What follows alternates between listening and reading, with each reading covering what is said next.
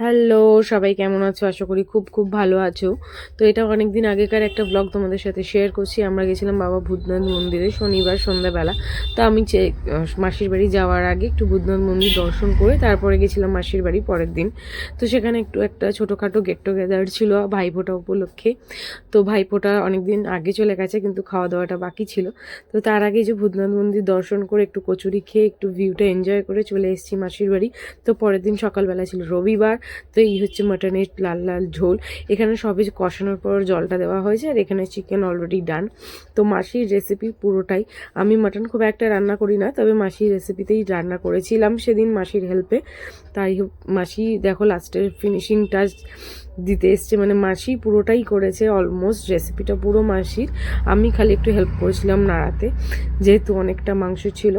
তো তারপরে মাটন আর চিকেন দুটোই হয়ে যাওয়ার পর আমরা খেতে বসে পেরেছিলাম। দুপুরে ছিল ভাত, পালং শাক, একটা বাটা মাছের তরকারি ছিল যেটা আমরা খাইনি, যারা খায় না মাংস খায় না তাদের জন্য মাছ আর পোস্ত। ফাইনাল লুকগুলো দেখে নাও। ফার্স্টে ছিল মাটন, যেটা অসাধারণ হয়েছিল, মাটন একটু পেঁপেও দেওয়া হয়েছিল। তারপরে ছিল চিকেন।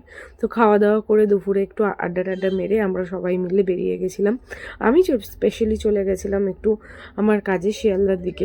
তো ওখানে অন্নপূর্ণা রেস্টুরেন্ট যেটা আছে সুরেন্দ্রনাথের জাস্ট অপোজিটে, তো ওখান থেকে এগ ফ্রাইড রাইস আর হট গার্লিক চিকেনটা হাফ প্লেট নিয়েছিলাম। অসাধারণ ছিল, আমরা দুজন মিলে খেয়েছিলাম। তো আজকের ভিডিওটা এইটুকুই, বাই বাই।